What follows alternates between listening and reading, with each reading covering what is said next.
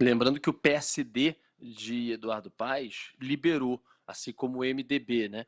Então não há um alinhamento do partido, como por exemplo fez o PDT se aliando a Lula nesse segundo turno. Então você vê, por exemplo, Eduardo Paes no Rio de Janeiro coordena a campanha, estava ontem nesse evento ao lado e tem tentado de todas as formas apoiar, ajudar Lula nessa campanha. Por outro lado, você vê Gilberto Kassab em São Paulo atuando e articulando já no primeiro turno a campanha de Tarcísio de Freitas, né?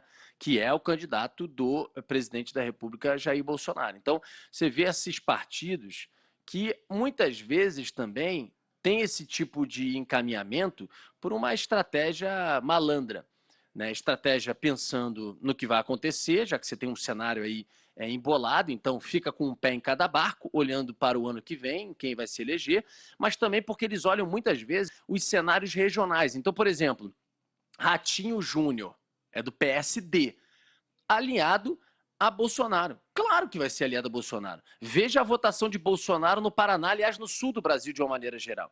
Aí você vai, por exemplo, para o Nordeste, você dificilmente vê em estado, você vê o Helder Barbalho do MDB, no Pará, se alinhou a Lula, porque tem maioria, votação maior de Lula no seu estado. Então você vai olhando para os estados, aí você tem alguns com sinuca de bico. Quais são os dois que estão numa baita sinuca de bico nesse momento? A CM Neto, que começou com a mão na taça, virou o jogo, o Jerônimo, do candidato do PT. Lá Lula tem maioria dos votos. A CM Neto não é um cara aliado de Bolsonaro e está fugindo desse alinhamento com Bolsonaro porque ele sabe que no estado em que a maioria vota com o PT, se ele tiver com o Bolsonaro, ele pode terminar no segundo turno com menos votos do que no primeiro.